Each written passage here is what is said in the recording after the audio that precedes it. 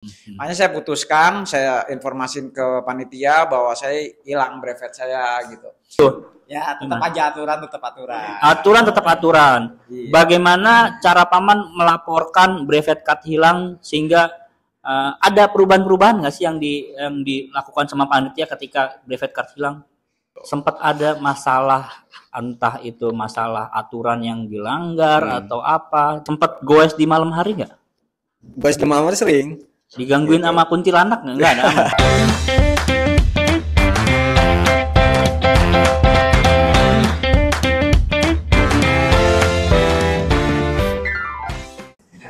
Di depan kita nih udah ada 2 orang peserta bentang janda, bentang Jawa mana ya? Bentang Jawa. Wih. Dua-duanya ini under COT. Alhamdulillah. Berapa? CP berapa nomornya? Saya cap 51. Cap 51. 105. 105. Udah kayak ini tipe apa namanya? Subset 105. Oke, sebelumnya gue mau terima kasih dulu nih sama RMB Bike Bintaro udah nyediain tempat yang sangat proper. RMB Bike Bintaro itu posisinya ada di mana nih? Jombang ya, di Jombang ya. Nanti kalau mau kepo silakan cek aja di IG-nya RMB Bike Bintaro. Nanti di-share di di videonya. Oke, terima kasih khususnya Mbak Yuhani sama Om Firman nih.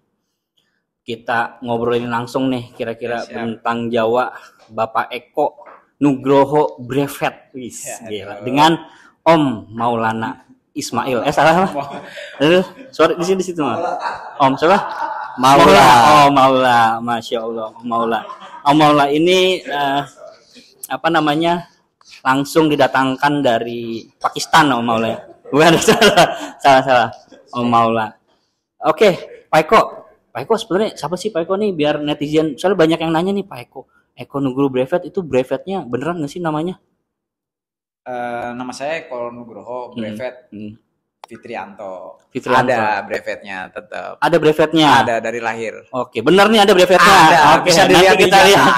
Nanti kita lihat bener nggak ada brevetnya nih di ujung cerita nih, ya kan? Oke. Saya tuh kegiatan sehari-harinya kita ada komunitas namanya Training Cycling Club TCC.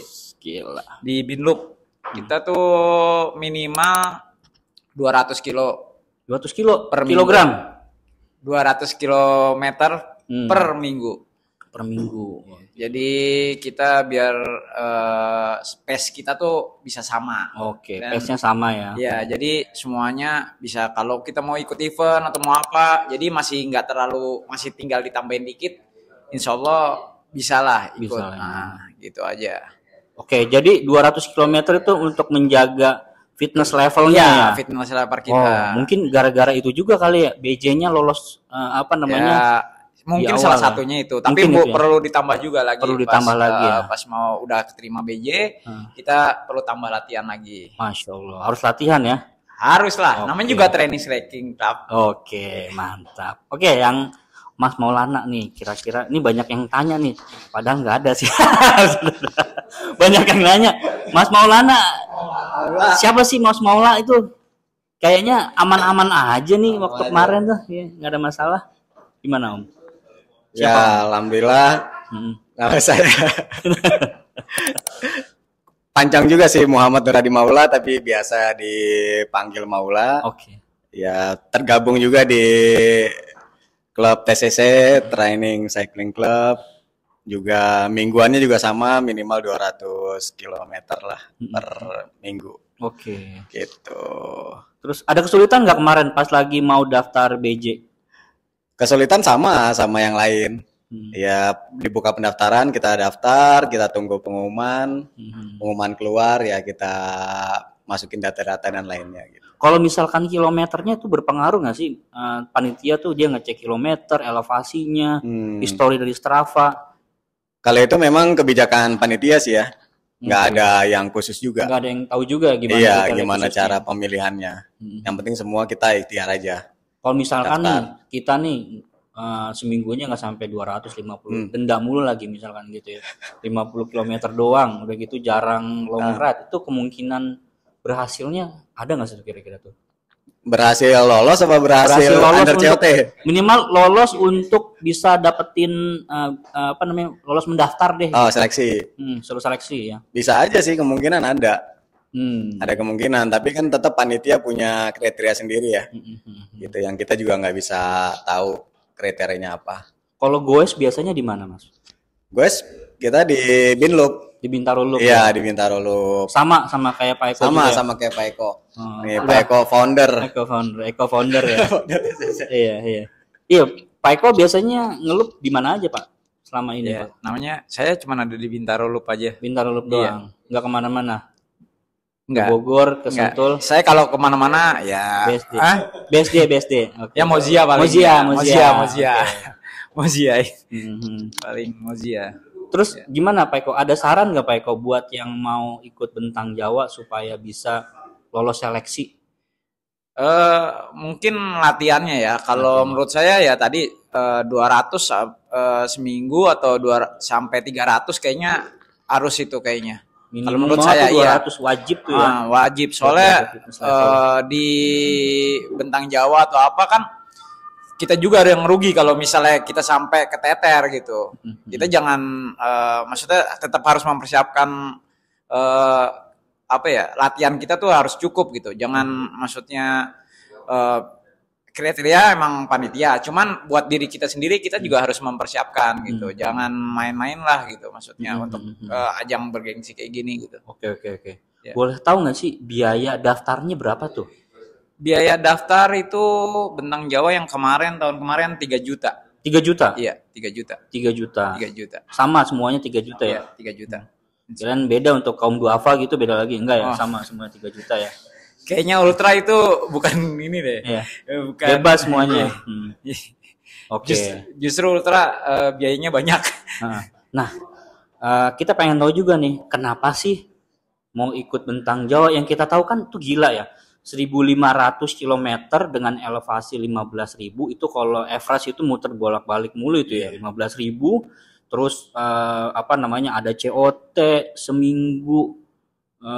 Nah itu apa yang membuat kalian ini gila gitu? Membuat kalian ini terdorong untuk mengikuti event. Dan yang kita tahu juga kan hadiahnya banyak. Dapat nggak sih hadiahnya, apa sih Paman? Sampai orang pada mau apa namanya ngikut gitu? Kalau dari Paman atau dari Paman? Kalau hadiah mungkin kita buat diri kita sendiri ya. Hadiah buat kebanggaan. Kita udah pernah dalam hidup kita minimal sekali lah kita udah mencoba dengan jarak yang jauh 1.500, elevasinya 15.000 sampai 17.000. Kita mencoba terus banyak pengalaman dalam perjalanan itu yang kita tidak nyangka ternyata ada gitu, dan banyak cerita juga di situ. Nah, kalau saya awal mulanya saya ikut Bentang Jawa, tadinya awalnya emang saya nggak kepikiran mau ikut Bentang Jawa gitu, karena itu emang susah buat saya gitu, sulit. Tapi kan kadang-kadang teman bilang, wah gini, terus ajangnya gengsi ya. Karena kita pengen mencoba experience-nya itu, pengalaman itu, ya kita coba dengan, tapi ya cobanya dengan latihan, harus tetap dengan latihan gitu. Enggak yang tedeng aling-aling langsung daftar nggak? Oh nggak bisa, takut nanti buat kita sendiri di jalan tuh ya, kalau nggak ada latihan kayaknya ngeri kalau buat saya sih gitu. Maksudnya semua tuh harus ada porsinya masing-masing. Gitu. Kalau Mas Maulana, kira-kira apa yang membuat, apa gara-gara berantem di rumah apa gimana gitu minggat? Iya. Ya alhamdulillah sih kalau untuk tujuannya apa, karena apa ya, sebenarnya memang kembali lagi ke masing-masing yang hobi ya. Kayak misalnya kalau misalnya kita hobi lari kan juga pasti ada pencapaiannya, misalnya half marathon atau full marathon ya, kayak teman-teman kita kan gitu. Sama juga seperti misalnya di triathlon atau apa kan sama kan. Nah kalau di sepeda memang kita istilahnya target kan ada beberapa acara ya, ada beberapa event gitu ya. Mungkin kalau Bentang Jawa ini sangat ini ya, pride-nya tinggi, lumayan tinggi ya pride-nya. Jadi memang karena seleksinya sulit, terus aturan-aturannya juga ketat saat acaranya gitu kan. Dan memang nggak bisa dibilang mudah kalau untuk yang nggak latihan ya. Tapi kalau untuk teman-teman yang sering latihan tiap hari atau back to work, harusnya sih bisa ya. Harusnya bisa. Yang penting mentalnya aja dijaga biar nggak down, biar nggak hilang semangat gitu. Gitu. Kalau misalnya ditanya kenapa ikut terus, lu gila ya gitu ya. Benar kan, kalau orang gila 15.000 seminggu ninggalin anak, nggak jemput segala macam kan gimana gitu. Apalagi kalau orang yang nggak sepeda ya. Bilang 5 kilo aja pantat saya udah sakit gitu. Ini 15.000 kan gitu. Gitu ya, tapi memang secara kita nggak sadari kalau misalnya kita sudah hobi ya kita harus punya punya apa? Punya komitmen. Sesuatu ya, komitmen untuk mencapai sesuatu juga gitu. Iya. Oke. Nah, triknya nih supaya diizinin istri tuh sama anak gimana itu? Supaya bisa ikut Bentang Jawa. Kalau untuk izin ya. Karena dua-duanya pasti udah dapat izin dong ya. Iya pasti, karena itu syarat dari panitia, memang harus ada izin. Harus ada izin. Oke, itu syaratnya tuh. Harus ada izin dulu tuh. Iya. Kecuali buat yang jomblo masih sikat-sikat aja ya. Mau seminggu, mau 2 bulan juga gitu ya. Iya betul. Gitu. Jadi emang ada surat keterangan dari pihak istilahnya keluarga yang bertanggung jawab lah gitu untuk mengizinkan itu. Oke, jadi emang dua-duanya keluarga udah mensupport ya. Sudah mensupport. Jadi bisa disimpulkan teman-teman ini yang ikut Bentang Jawa memang nggak cuman sekedar mencari keuntungan material, karena nggak ada apa-apa, dan malah yang ada kita ngeluarin uang. Tapi di situ ada pengalaman, ada pride, ada sesuatu yang nggak bisa dibeli pakai uang selama perjalanan itu ya. Istilahnya kita bisa cerita buat anak cucu kita. Oke, anak cucu, gokil. By the way, Instagram follower naik nggak gara-gara Bentang Jawa? Ya, alhamdulillah. Naik ya. Kalau Om, Instagramnya followernya naik nggak? Ya, adalah. Nah, tuh triknya. Jadi kalau mau naikin IG, coba ikut Bentang Jawa. Iya. Beli. Ikut Bentang Jawa itu, ya kan, organik tuh followernya tuh, pasti yang orang-orang pecinta sepeda pada follow semuanya ya. Oke, noted. Ada yang mau disampaikan lagi, tambahkan Paman? Udah, terkait motivasi mengikuti. Pokoknya kalau kita ikut event-event kayak gini, kita harus tetap fokus, terus mental tetap terjaga. Insya Allah kita bisa tetap selamat, terus finish dengan happy pokoknya. Oke. Jadi mungkin buat tambahan juga nih, Pak Eko, yang kita biasa sebutnya Paman, Om Maul, ini adalah orang-orang yang nggak cuman ngikut event ini, nggak cuman Bentang Jawa ya, event-event ultra tuh udah biasa mereka jalanin ya. Jadi ya makanya wajar kalau misalkan Bentang Jawa menjadi pencapaian. Saya nggak tahu nih, masuknya pencapaian akhir atau enggak nih. Habis ini nggak mau ikut event lagi atau gimana? Kalau saya sih untuk saat ini sih masih recovery ya, badan semua recovery dulu. Recovery dulu ya. Nah, cuman bosan nggak sih, enak nggak sih ngeliat sepeda gitu setelah 15.000 kilometer gitu? Enggak lah, kalau sepeda sih 1.500 tetap harus, emang kita insya Allah bisa sehat juga sama silaturahmi sama teman-teman dari sepeda. Jadi dari Bentang Jawa juga tambah banyak teman-teman juga gitu. Jadi ya alhamdulillah lah. Alhamdulillah. Berarti kita udah tahu tuh motivasi teman-teman mengikuti event Bentang Jawa apa aja. Selain daripada naikin follower, kan lumayan tuh bisa jadi selebgram kan. Ada pengalaman yang nggak bisa dibeli, ada pride, ya aktualisasi diri juga. Mungkin bahwa kita bisa menaklukkan 1.500 km dan dua-duanya ini under COT, Masya Allah banget. Kita coba masuk ke sedikit perjalanannya nih. Ya kalau mau cerita banyak juga nggak apa-apa, semoga memorinya masih penuh ya. Perjalanannya nih ketika start di Bentang Jawa. Startnya di mana sih, Paman? Carita. Di Pantai Carita. Anyer ya. Pantai Carita Anyer ya. Startnya itu barengan semuanya mereka. Bareng. Total ada sekitar 180 peserta barengan. Gimana tuh? Boleh langsung gando atau gimana di awal-awal? Iya, kalau di awal-awal pasti bersamaan ya. Bersamaan. Tapi mungkin nanti di kilometer berapa tetap akan terpisah-pisah juga sih. Oke. Gitu. Ada yang mau diceritain nggak ketika start di tengah-tengah perjalanan ada sesuatu yang seru nggak atau yang mau disampaikan buat pemirsa SCTV? Wah, pemirsa SCTV. Kira-kira gimana? Ceritain pengalamannya. Singkatnya ya seru sih.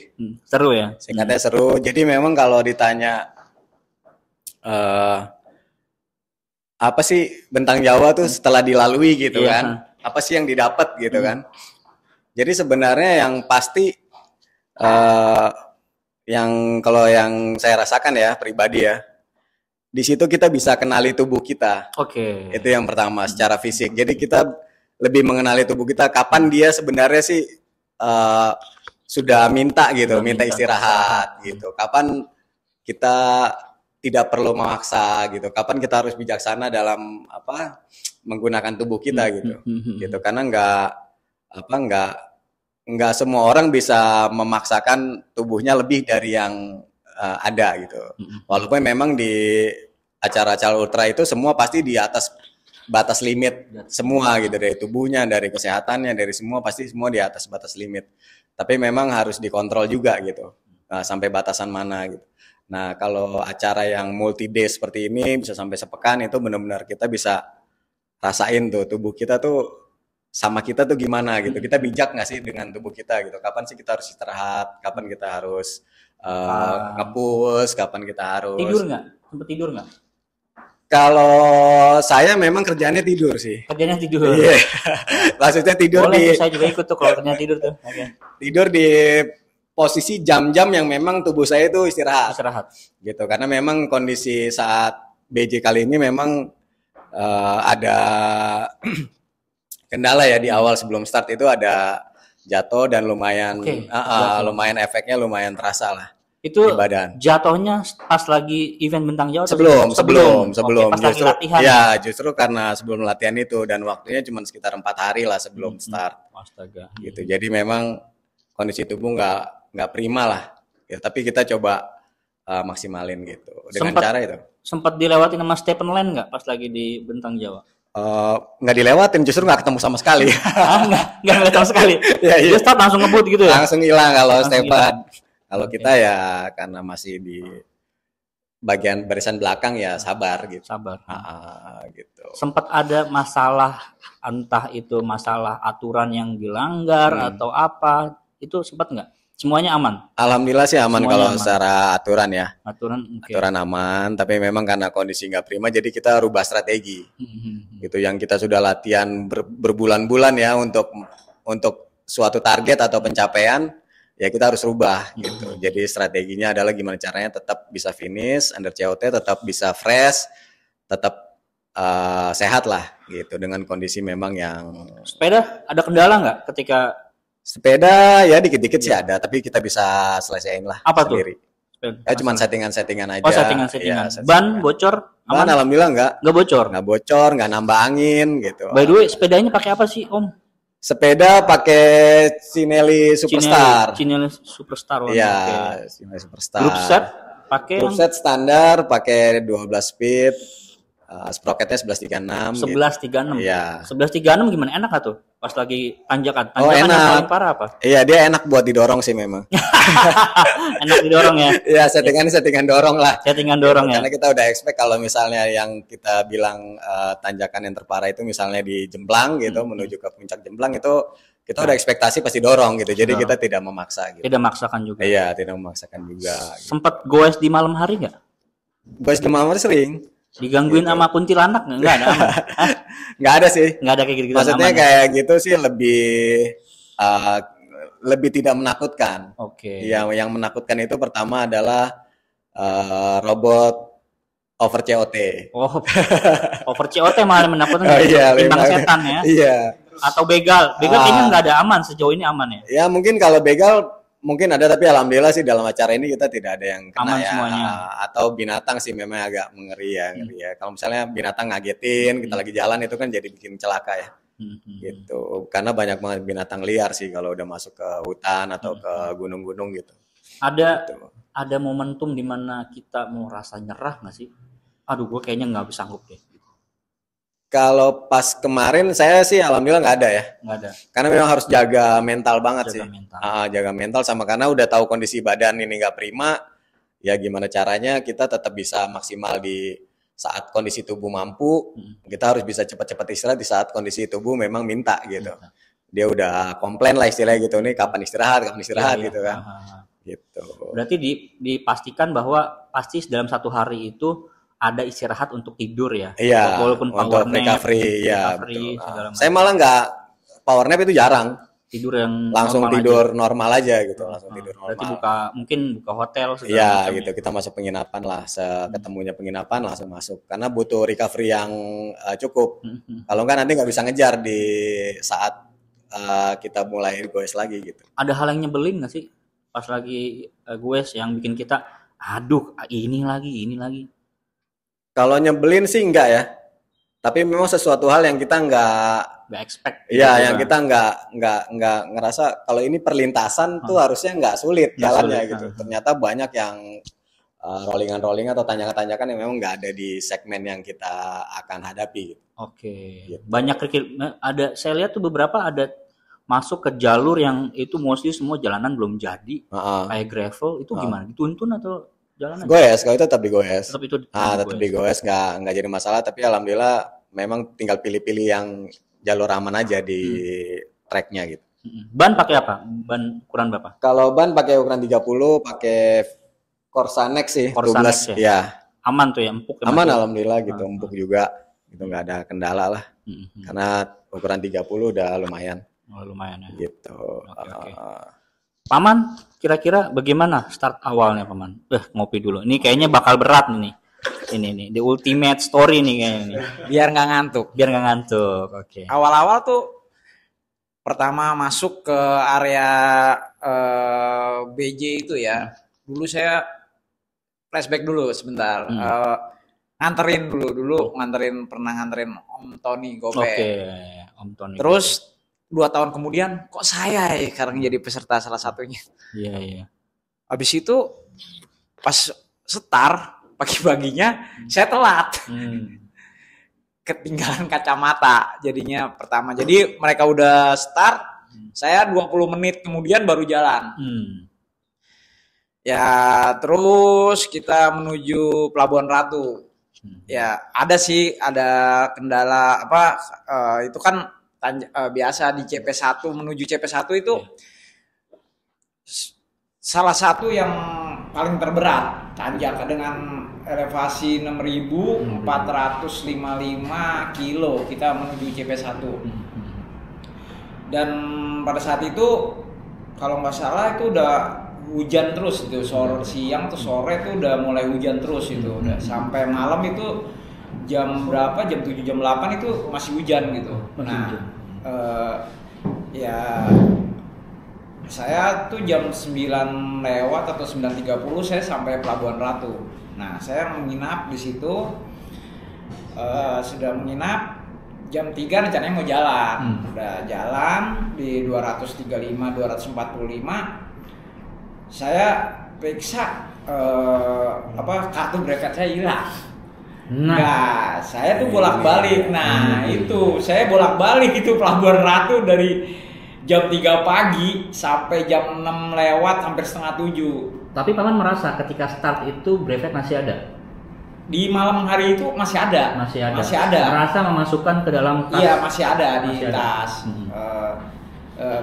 Pada malam hari itu. Terus biasa saya beres-beres dulu jadi biar besok berangkatnya tuh udah enak kan. Terus habis itu jam 3 bolak-balik sampai ke hotel, terus dikunci lagi hotelnya sama ituannya. Sama tetehnya. Enggak, penjaganya. Security. Terus habis itu ya saya coba berusaha terus sampai ketemu. Tapi udah nggak ketemu. Saya kalau udah pikir ini setengah 7 atau jam 7 kayaknya nanti takut bisa over COT di CP1. Makanya saya putuskan, saya informasin ke panitia bahwa saya hilang brevet saya gitu. Saya tetap jalan, alhamdulillah saya under COT juga di CP1. Under COT. Iya. Luar biasa, tepuk tangan. Ya, dengan itu, kondisi ya pokoknya brevet dengan kondisi brevet nggak ada. Padahal namanya kan udah brevet, gimana sih? Nah, Tidak bisa meyakinkan panitia bahwa saya ini namanya brevet loh gitu. Iya, brevet in my blood. Ngapain saya harus pakai brevet card? Iya, stempel KTP aja tuh. Ya, tetap aja aturan. Aturan tetap aturan. Iya. Bagaimana cara paman melaporkan brevet card hilang sehingga ada perubahan-perubahan nggak sih yang dilakukan sama panitia ketika brevet card hilang? Panitia cuma bilang paling bisa jadi NC, tetap bisa melanjutkan. NC, apa itu NC paman? Jadi non kompetitif, tetap bisa melanjutkan dengan aturan seperti biasa, seperti normal biasa, cuman memang tidak dihitung detik per COT dan under COT-nya. Tapi secara pribadi saya tetap berusaha. Seperti semula saya pengen under COT. Masih dapat finishernya nggak? Finisher kalau di secara fisik mungkin enggak ya. Oke. Cuman kalau secara catatan di BJ masih ada kompet. Finisher berarti kalau Mas Maul dapat finisher yang dapat badge-nya aja. Ya inilah lambang yang ada itunya, finishernya. Yang ada itunya, yang ada apa namanya, baut-baut gitu ya. Oh, kalau baut itu semua dapat. Oh, itu baut semua dapat. Semua peserta dapat. Oh, itu penting. Itu respect, namanya respect. Iya. Top cap. Top cap-nya dapat itu. Lumayan tuh baut itu. Nah, itu bersejarah sekali itu baut ya. By the way, itu baut apaan sih? Itu top cap. Kayak gini ya. Pokoknya ada di sini. Oh, buat penutup ininya ya. Iya, di stem. Keren. Yang warna ungu itu kan ya? Kalau tahun ini warna emas. Warnanya emas. Iya. Oke. Ada perbedaan nggak? Juara 1, 2 sama yang biasa itunya semua dapat cap itu. Sama. Tapi kalau juara 1, 2 itu yang bukan sampai itu dapat lagi. Oke. Karena saya lihat di Stephen Land itu dapat yang warna ungu tuh. Iya, terus yang udah 3 kali ikut BJ juga dapat lagi penghargaan. Dapat lagi penghargaan. Iya. Makanya ikut harus 3 kali kayaknya. Harus 3 kali ya. Iya. Oke, catat. Akan ikut 3 kali. Bismillah. Ya kan? Oke, jadi saya tunggu 10 sport dulu, sponsor. CP1 CP1 sudah berhasil melewati dengan posisi under COT. Berapa under COT-nya tuh, Mas? Katanya saya lihat gap-nya tuh nggak beda jauh sama COT.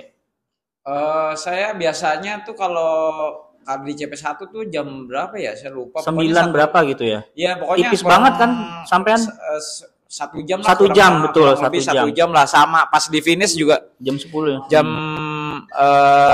di pas finish juga sama, rata-rata di CP2 juga saya kurang 1 jam semua rata-rata. Iya. Oke, jadi masih under COT ya. Ya. Kalau Mas Maul under Maul mulu. Pasti. Iya, Maul benar. Under COT-nya kayaknya masih lama ya, masih 2 hari lagi itu ya. Hah? Enggak ya? Under COT-nya. Iya, jadi ada yang menarik sih. Nah, oke. Untuk perjalanan sampai ke CP1 itu menarik tuh. Karena kondisi tubuh yang nggak prima ya. Jadi saya memang di awal-awal tuh lambat lah. Gitu, lambat dari sebiasanya lah gitu. Jadi memang kalau dibandingin sama paman jauh lah, 1 jam lebih lah di depan. Gitu. Itu ketahuannya saat saya makan bakso. Sudah pesan, sudah ini lihat handphone katanya paman sejam yang lalu tuh udah di situ, di tempat yang sama gitu, di bakso yang sama. Gitu. Dilewatin berarti sama paman? Di depan paman, bukan dilewatin gitu. Jadi di depan. Tapi kalau yang di belakang yang sebelumnya pasti dilewatin. Saya sampai di Pelabuhan Ratu aja belum istirahat, belum makan aja paman udah di hotel. Udah masuk penginapan, saya masih belum. Gitu. Saat itu handphone error segala macam, komunikasi sama paman juga sulit gitu. Akhirnya saya istirahat makan. Gitu. Nah, sebelum istirahat makan itu ketemu peserta lain. Gitu. Mungkin namanya Mas Hendy ya. Mas Handi Trinova gitu. Jadi dia kasih insight kalau memang masih sanggup itu mending lanjut karena posisi sudah malam. Kalau buka kamar atau kita mau masuk penginapan juga terlalu sedikit istirahatnya gitu. Iya. Padahal beliau juga nggak tahu kalau saya nggak prima gitu kan. Tapi memang kondisi jam berapa tuh posisi? Itu mungkin sekitar jam 10-an. Jam 10 Malam. Baru di Pelabuhan Ratu. Di Pelabuhan Ratu. Iya, sambil makan mikir berarti juga. jam 10 malam masih di besoknya, masih satu hari lagi. Satu hari lagi mengejar untuk menuju COT. CP1. Oke, iya. CP1. Nah, saya pikir-pikir sambil makan, sambil istirahat, benar juga nih. Kalau saya masuk penginapan pasti butuh recovery yang panjang. Betul. Belum tentu bisa bangun jam 2 atau jam 3 gitu. Pasti nanti akan pagi dan itu akan sulit ngejarnya karena dari Pelabuhan Ratu menuju CP1 itu justru lebih sulit lagi. Iya. Gitu, rollingannya lebih berat, lebih panjang gitu. Akhirnya pikir-pikir, ya udah saya ambil keputusannya saya pelan-pelan aja, tapi nggak nginap gitu. Akhirnya saya pelan-pelan sampai ke atas, sampai pokoknya malam apa segala macam di dalam hutan, di atas gunung lah gitu. Sempat istirahat sebentar lah, 1 jam, 1,5 jam, baru lanjut lagi sampai ke CP1 gitu. CP1 nyampe sore, karena kan nggak tidur gitu. Jadi gitu. itu tidak tidur tuh ya? Itu hari pertama nggak tidur tuh? Hari pertama. Digas terus tuh? Gas terus. Gimana rasanya sepedaan nggak tidur dalam kondisi capek? Aman sih sebenarnya. Ada halusinasi segala macam nggak? Enggak. Ada bidadari tiba-tiba gitu nggak? Aman. Aman ya? Aman, karena targetnya memang untuk menyelamatkan CP1 saat itu. Oke. Ya, menyelamatkan untuk supaya jangan sampai over CT. Gitu. Paman CP1 tidur tapi? CP1 sebelum CP1 di Pelabuhan Ratu ya? itu. Nah, dari Pelabuhan Ratu itu saya nyari-nyari brevet card itu sempet tuh mental udah agak down dikit. Terus tapi tetap saya pengennya kelar. Kapan lagi kita bisa ngelarin rute Bentang Jawa dengan selamat, happy. Berharap tetap begitu, tetap dalam perjalanan. Memang agak pelan daripada sebelumnya saya waktu ke Pelabuhan Ratu ya, karena agak kepikiran kok bisa gitu, misalnya hilang di mana atau apa gitu. Tapi saya tetap berusaha terus, sedangkan itu juga nggak kalah berat juga sih untuk menuju CP1 emang berat banget itu. Jadi tanjakan semua, hujan terus lagi, siangnya juga hujan lagi, hujan terus. Kita tuh selama BJ 2025 ini hujan terus banyak kan. Jadi 3 atau 4 hari itu hujan gitu. Nah, gimana manajemen pakaiannya tuh? Kan posisi hujan. Apakah pakaian bawa berapa? Bib? Saya bawa bib cadangan 1, jersey 1. Jadi yang saya pakai sama cadangan 1. Jadi ketika setelah hujan sampai Pelabuhan Ratu diganti nggak? Ganti baju. Kalau Mas Maul gimana? Bajunya secara manajemen kebajuan. Kalau bawa pakaian sama, bawa 1 bib pakai, 1 bib buat cadangan. Jersey juga 1 dipakai, 1 di cadangan. Itu biasanya diganti setelah ganti hari atau gimana? Iya, tergantung juga sih. Tergantung kondisinya gitu. Tapi kalau misalnya ditanya kalau nanti ikut lagi, saya akan bawa 1 aja bib cukup. Oke, cukup. Jersey-nya aja mungkin misalnya 2 atau 3 gitu. Karena memang bib ini sangat berpengaruh sih. Saya bawa 2, saya pakai ternyata yang 1 tidak lebih enak dari yang pertama gitu. Akhirnya tetap aja pakai yang pertama lagi gitu. Jadi mendingan kalau misalnya itu punya bawa 1 tapi yang benar-benar nyaman, proper gitu, yang benar-benar nyaman, yang benar-benar ini. Karena kan kita cucinya nggak perlu semua gitu. Cukup di bagian paddingnya aja sih. Tuh, gitu ya, catat yang mau ikut Bentang Jawa. Pengalaman bawa bib yang paling bagus, yang paling nyaman, cukup 1, yang penting jersey-nya ganti-ganti ya. Cuman masalahnya gimana? Bib saya kendor semua. Wah. Itu paman ini karena saya pada saat itu ya karena saya alhamdulillah ya sekarang udah turun berat badan. Oke, Ria nih oke. Sombong. Bukan, buat memotivasi semua. Oke, siap. Biar ya sepeda tuh dapat apa semua, dapat teman, dapat badan kita sehat. Pokoknya semuanya kita harus bonus lah, banyak bonusnya. Boleh dikasih tahu dulu berat badan berapa sampai bisa turun sekarang jadi berapa? Saya tuh dulu kurang lebih 91.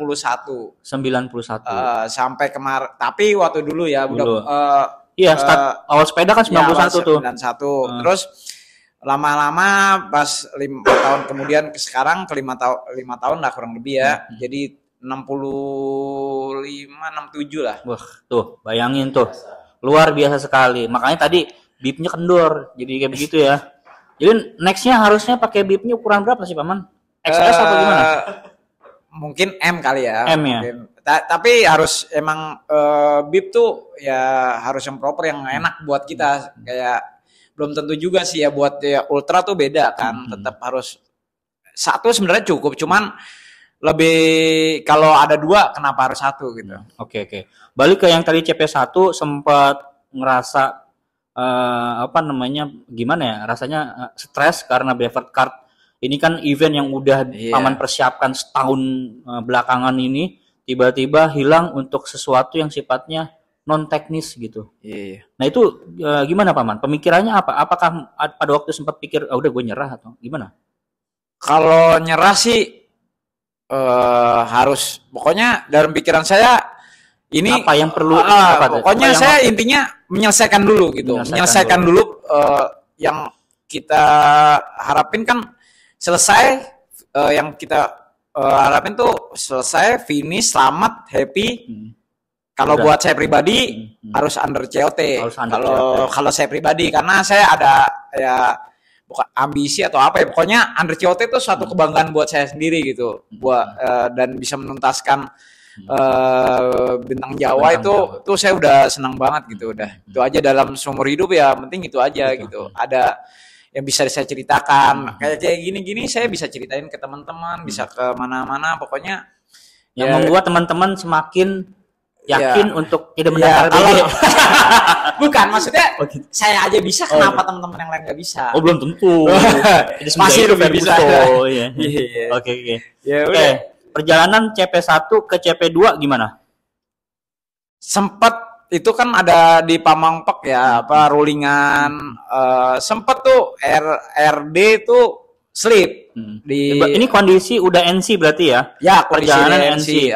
NC makanya saya lihat di Dot Watcher itu warnanya pinky seperti baju saya. Tapi tuh alhamdulillahnya ada hikmahnya sih. Ada hikmahnya. Apa tuh? Jadi Dot Watcher tuh banyak yang tahu, yang semangatin. Saya juga bingung tuh.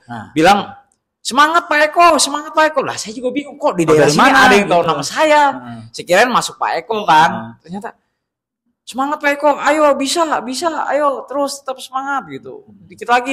Pokoknya banyak lah kata-kata semangat itu, dan itu bukan 1, 2, 3 orang aja, banyak gitu. Ya itu yang saya bikin tambah semangat gitu. Salah satunya itu, wah ternyata banyak yang perhatian sama saya, banyak gitu. Banyak yang ngefans ya, banyak yang care Dot Watcher ya. Ya, care. Banyak yang minta foto juga.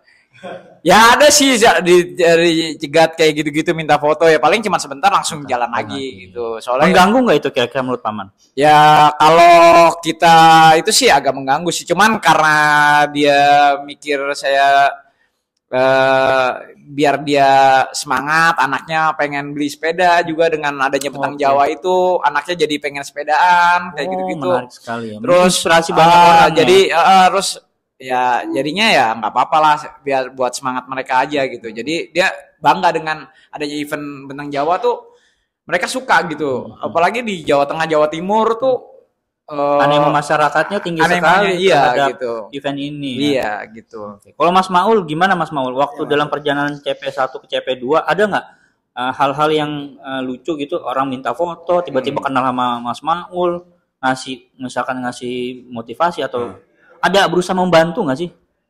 Kalau secara langsung atau spesifik sebut nama sih nggak banyak sih ya. Lanjut. Nggak banyak lah, tapi ada beberapa dengar sih memang ada, ayo Nur Hadi gitu, tapi nggak banyak. Yang masih ada yang action camp. Oke, lanjut. Yang lebih bikin semangat memang anak-anak kecil tuh minta tos di jalan, itu lumayan juga tuh membangkitkan semangat juga gitu, hiburan gitu. Nah kalau perjalanan sendiri dari CP1 menuju CP2 tuh seru juga, karena memang saya udah belum istirahat. Begitu setelah dari CP1, penginapan yang paling, maksudnya kalau kita mau maju lagi sedikit, itu memang yang paling dekat selain di daerah CP1-nya itu di daerah Pamengpek ya. Iya, tapi memang dari CP1 menuju Pamengpek itu kita harus melewati 16-20 tembok. Gitu. Itu yang membuat lumayan effort dan membuat trauma juga sih sedikit gitu. Jadi kalau saya ngeliat jembatan itu 16 biji itu jembatan langsung tanjakan. Jadi kalau ngelihat jembatan itu jadi berpikiran habis jembatan ini tanjakan nih. Selalu gitu. Tapi ya jadi seru. Jadi setiap ada jembatan jadi kita udah standby aja untuk menghadapi tanjakan. Ternyata nggak semua jembatan juga akhirnya gitu. Cuman memang dari CP1 ke Pamempak itu memang banyak banget. Dan itu mirip jembatannya sama, tanjakannya mirip gitu. Kayak ngerasa nih ngulang lagi gua iya gitu. Dan itu lebih dari 10 gitu. Nah setelah sampai di daerah Pamempak itu pantai, di situ saya baru menginap. Karena di situ memang saya harus istirahat gitu deh. Itu sepertinya itu istirahat yang terlama tuh. Karena berapa lama tidur berarti tuh? Iya istirahat tidur gitu. Jadi masuk penginapan tuh kurang lebih sekitar jam 7:30 jam 8 lah. Gitu. Itu keluar penginapan itu sekitar jam 7 pagi gitu. Jadi memang agak panjang. Jadi yang tadinya saya lewatin, sekarang udah ngelewatin saya semua tuh orang-orang gitu. Karena memang tidurnya agak panjang. Tapi di situ jadi fresh lagi gitu. Jadi kita bisa gas lagi sampai di Kebumen. Nggak salah itu kalau sampai Kebumen, kalau nggak salah itu jam 12 malaman lah kurang lebih gitu. Jadi di situ juga udah kayaknya nggak bisa dilanjutin, jadi mending cari penginapan lagi gitu. Gitu. Masyarakat ada yang berusaha untuk ngedorong atau ngasih makan segala macam. Kalau di sepanjang itu nggak ada sih. Nggak ada. Nah, cuman ada satu kali itu di daerah Jogja aja. Dan dia memang bawa beberapa botol Pocari. Gitu. Jadi sebelum saya dia juga ngasih. Pas dia ngasih, setelah saya juga pasti dia ngasih karena dia ada beberapa gitu. Oke. Nah itu memang kalau secara spontan gitu sih boleh aja gitu. Tapi ada beberapa yang nggak terima juga. Nah itu dia tuh. Karena beberapa juga ada yang kena diskualifikasi karena tiba-tiba temennya yang dia kenal datang ya. Iya betul. Itu nggak boleh tuh ya. Nggak boleh kalau kenal. Nggak boleh. Kalau ini kan dari warga lokal yang spontan kan. Spontanitas aja ya. Spontan aja gitu. Spontan uhuy gitu dia. Spontan uhuy. Oke. Gitu. Itu perjalanan sampai Kebumen. Kebumen itu berarti masih under CP2 belum ya? Belum. Masih ke CP1 proses ke CP2 ya. Kalau Paman? Saya sih katanya sempat ada yang ngajakin podcast juga tuh. Jangan-jangan itu yang makin jadi under COT itu. Saya nggak pernah diajakin podcast, saya lagi di Indomaret itu. Iya, jadi itu ada orang aja, itu orang lagi podcast gitu. Gitu. Oke. Kalau saya tuh di Kroya mungkin ya. Kroya. Kalau Mas Kroya tuh di sini dari sini ya, Kroya. Kalau Kreo ya.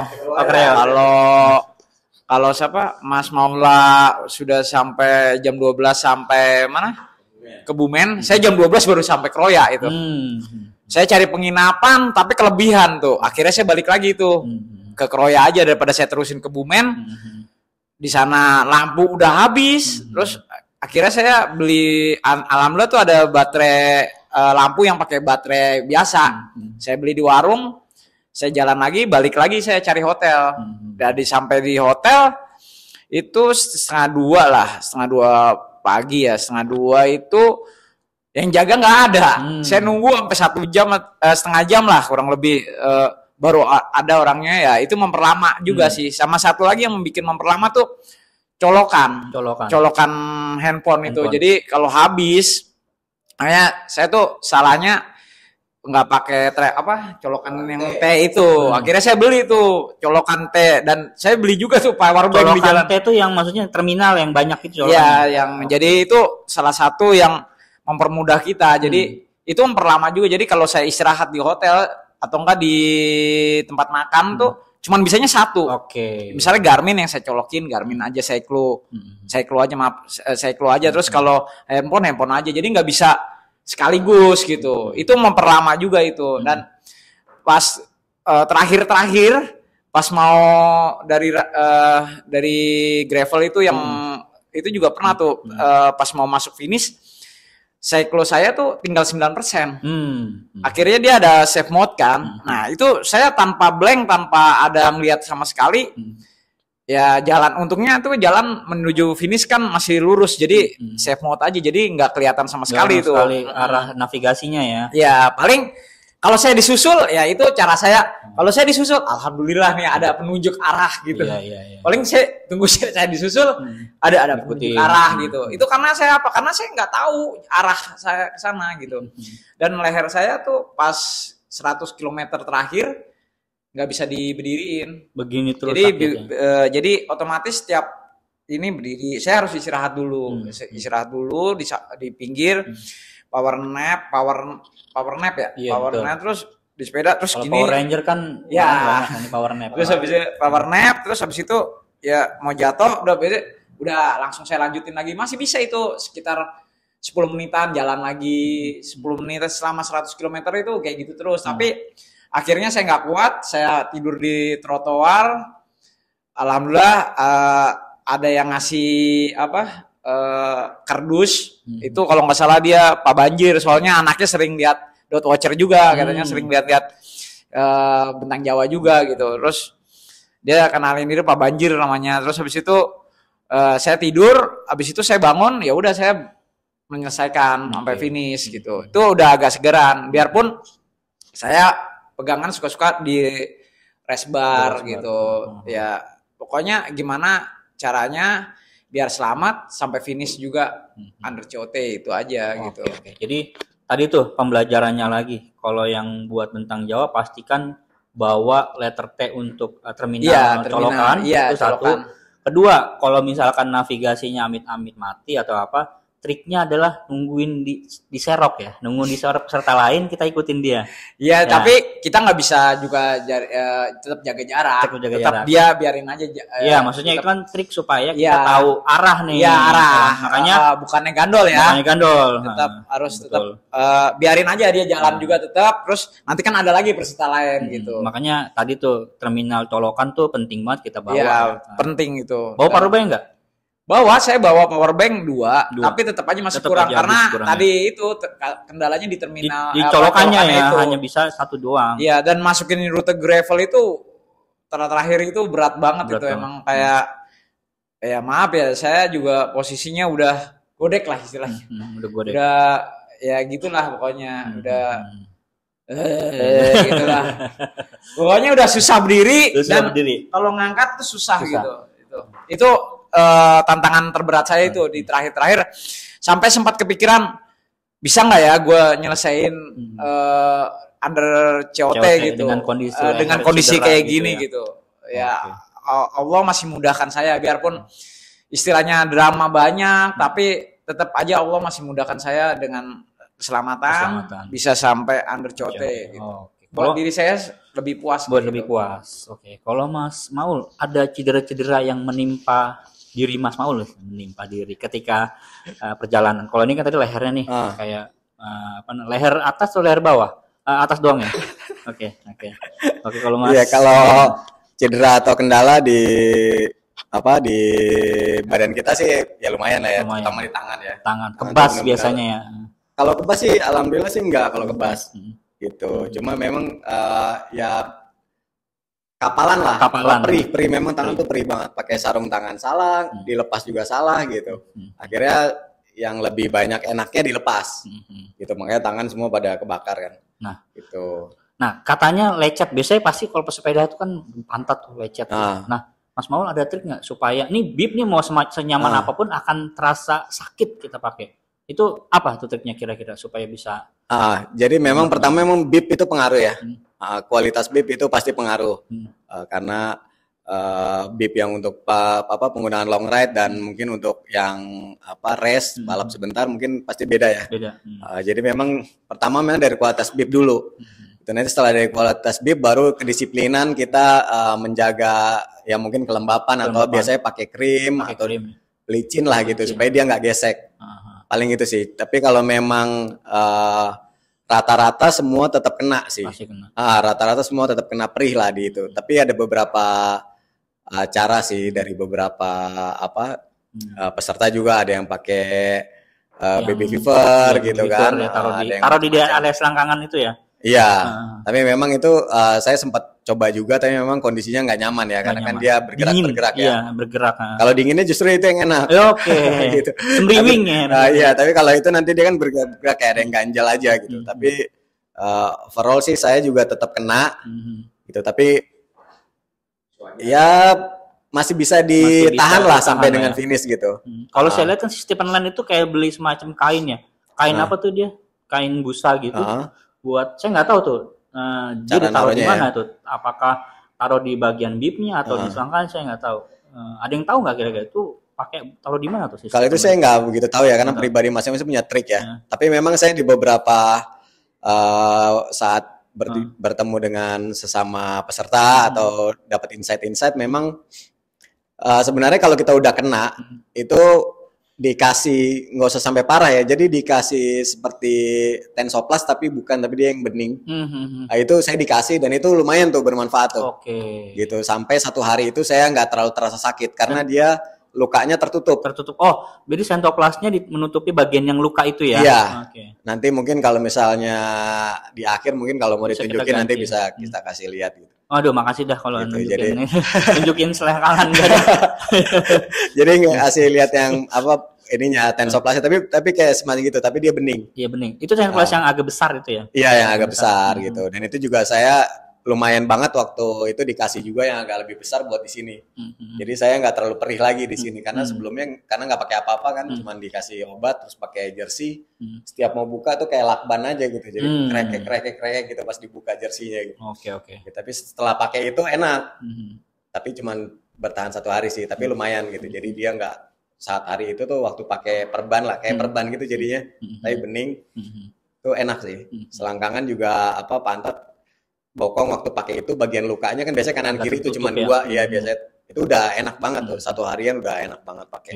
Jadi paling kalau misalnya memang mau ikut lagi ya itu perlu bawa sih beberapa ya karena ada juga yang pakai bibnya bagus juga kena juga tetap ada gitu. Kadang itu kan gesek ya.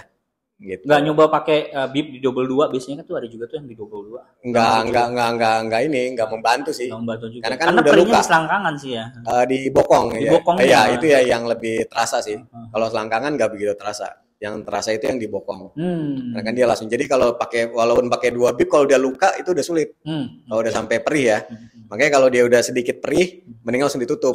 Jadi jangan sampai nunggu dia sakit. Oke. Jadi kan kalau udah perih kan ketahuan titiknya kan. Titiknya ketahuan baru ditutup aja sih. Itu sih lebih enak sih. Maksudnya lebih nyaman buat perjalanan. Kalau Paman ada model pakai gituan juga ketika kemarin kena iritasi perih dan lain-lain? Saya cuman pakai ya pelembab aja. Pelembab aja itu ada 2 merek ya.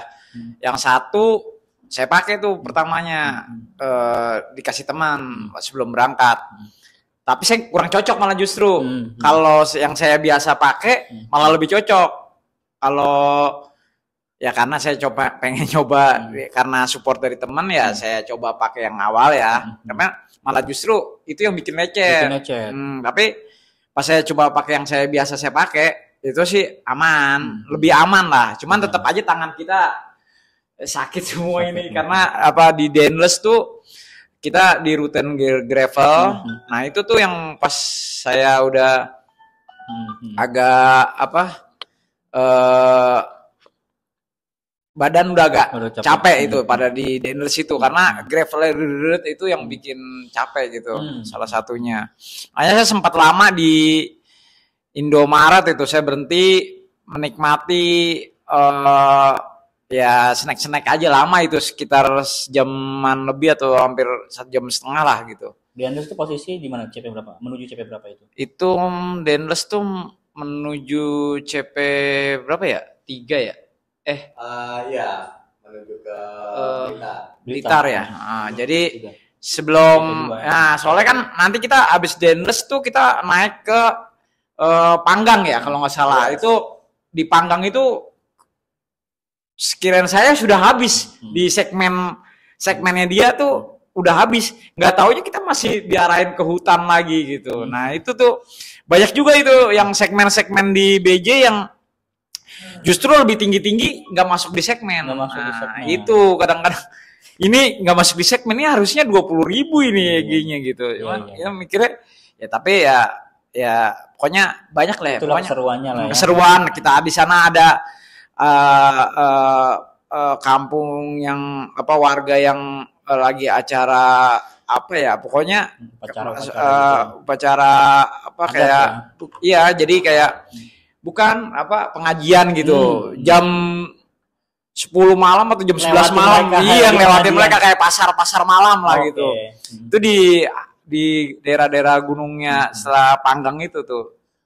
Segmen terberat menurut kalian berdua apa tuh?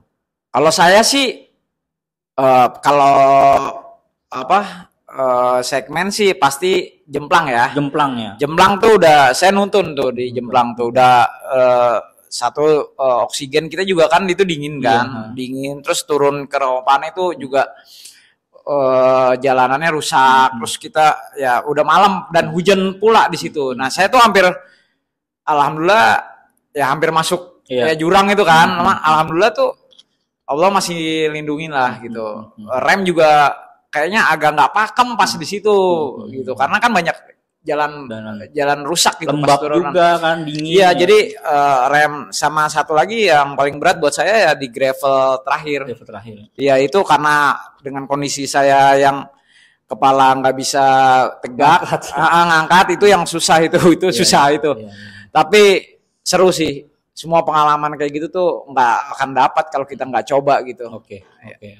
Kalau segmen yang paling berat mau sama nggak? Jemplang juga? Ya kalau segmen terberat tetap di Jemplang ya. Karena kan dengan berapa tuh gradiennya? Sempet lihat nggak? Kalau yang itu rata-rata yang kita tuntun ya di atas 20 sih. 20 di atas 20. Iya. Gokil. Gitu. Badan udah dren. Capek banget. Kondisi nuntun, kita ya saya pasti nuntun karena sudah niat. Nuntun tuh udah niat. Gitu. Karena untuk menjaga kewarasan. Iya benar. Dan kesehatan. Nggak ada yang lihat juga kalau 20 bisa tanpa nuntun, nggak ada yang lihat juga ya, ngapain gitu. Iya gitu. Jadi memang rata-rata saya ada videonya tuh di depan saya juga semua nuntun gitu. Jadi tuh kayak nular gitu. Jadi begitu ngeliat orang nuntun, wah berarti sana tinggi ya udah nuntun aja juga gitu. Oke. Saya kok dipaksain juga sayang karena kita masih perjalanan kita masih panjang gitu. Oke. Gitu. Sama kalau yang saya masih ingat sampai sekarang itu memang di daerah Pracimantoro namanya. Itu yang saya nggak nyangka perlintasan tuh bisa kayak gitu tantangannya gitu. Itu rollingannya sangat tinggi gitu. Rollingan dan itu nggak lebih dari 5 kayaknya atau 6 lebih gitu. Jadi kalau rollingan itu kan biasanya kita pakai momentum dapat selesai. Kalau ini nggak akan dapat, paling seperempatnya. Dorong lagi. Dipanjat lagi gitu. Jadi dan itu kirain udah selesai gitu. Dan itu nggak ada di segmen. Apa 5 kali begitu terus? Oh terus begitu tuh. Jadi itu saya ingat banget itu daerahnya tuh dari sebelum Pracimantoro sampai ke Pracimantoro lewat. Ya masih modelnya kayak gitu. Gitu itu benar-benar keinget banget tuh daerah itu tuh. Yang nggak nyangka perlintasan ternyata kayak gitu. Kan kalau perlintasan biasa rolling gitu, udah kita selesai, udah gitu. Selesai. Dia kayak gelombang gitu ya gitu. Dan ada juga yang yang nanjak tuh kalau nggak salah sekitar berapa belas persen tapi sekitar 3 kilo lah. Dan itu benar-benar nanjak aja gitu. Itu kayak gitu sih. Jadi yang di luar segmen gitu banyak gitu, dan itu yang kita nggak nyangka gitu. Itu yang benar, jadi langsung keinget ini daerah ini namanya gitu, dan itu daerahnya Pracimantoro sih. Gitu itu yang lumayan banget lah. Ini interview pertanyaan terakhir nih sebelum kita closing karena udah menuju 1 jam nih. Ya cukup lama kayaknya. Seru banget sih, mau kita terusin sebenarnya masih bisa, cuman nanti lama banget nih uploadnya sejam ya kan. Nah, menurut kalian berdua masih mau ikut BJ lagi nggak untuk memperbaiki personal record kalian?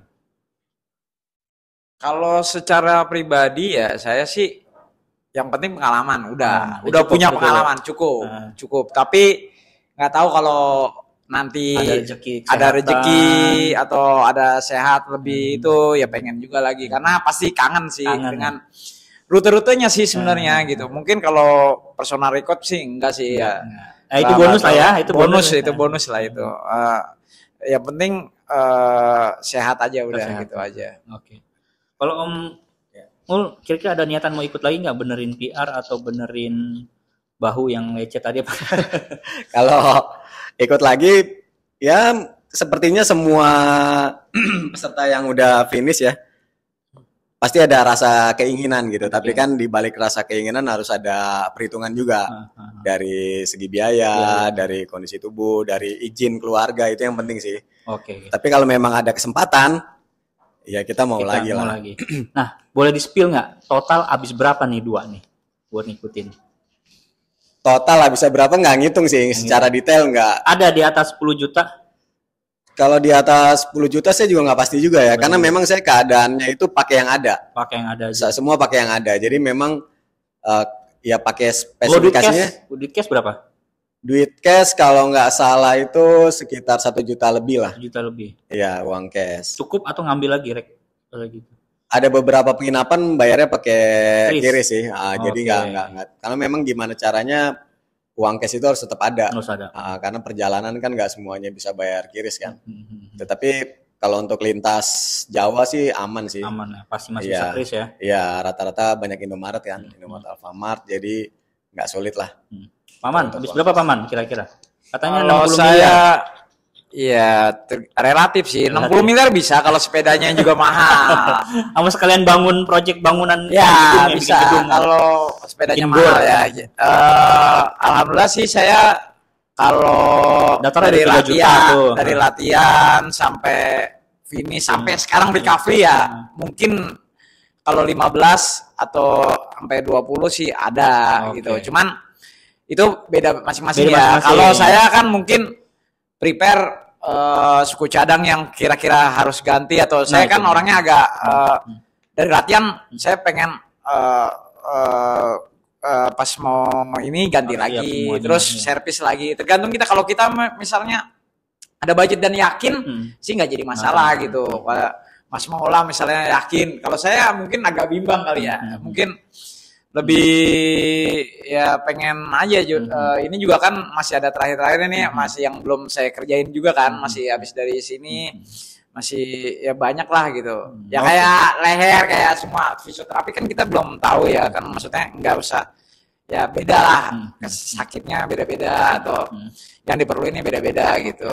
Kalau untuk sepeda sendiri atau ini ya tetap ada yang diganti. Harus diganti kan? Ya, terutama ya brake pad, rantai sama ban. Iya. Itu sih saya yang ganti, yang lainnya tetap pakai yang sebelumnya. Mungkin nggak terasa ya, hampir sekitar around 20 jutaan kali kalau mau siap-siap buat nyetir. Ya, dan saya juga alhamdulillah dibantu sama teman-teman, disupport alat-alat yang saya harusnya beli, tapi kalau teman-teman udah di TCC ada yang Paman, ini ada saya. Oke, saya pinjam, alhamdulillah. Itu sudah menghemat juga kita untuk biaya-biaya yang harusnya mungkin bisa aja lebih dari 20 bisa jadi lebih menekan gitu bahwa kayak gitu-gitu. Memang kalau support dari teman-teman memang udah nggak kehitung lah gitu secara nominal ataupun mungkin yang lebih ini lebih ke tidak bisa dihargain lah dengan dengan materi ya, karena kan memang bantuan itu moral dan material itu penting sekali ya. Material itu nggak semua orang mau ngebantu gitu kan. Makanya dari teman-teman ini semua luar biasa lah, dari mungkin bengkel-bengkel yang udah bantu kita juga, support kita gitu kan. Dari teman-teman semua itu yang kita nggak bisa hargain gitu dengan nilai sesuatu gitu. Tapi memang kalau dari budgeting sendiri memang saya nggak hitung secara real sih kalau dari saya. Jadi mengalir aja. Yang penting gimana caranya semua tetap dihemat. Gitu. Berarti rezekinya ngalir terus, jadi ngalir aja gitu. Karena budget bukan masalah buat Bang Mola. Yang penting murah gitu ya. Iya. Oke. Sip. Thank you. Terima kasih juga Paman Eko, terima kasih Mas Maul udah meluangkan waktunya untuk diskusi ini. Nanti akan tayang di LaTV. Oke, thank you. Assalamualaikum warahmatullahi wabarakatuh. Waalaikumsalam. Thank you.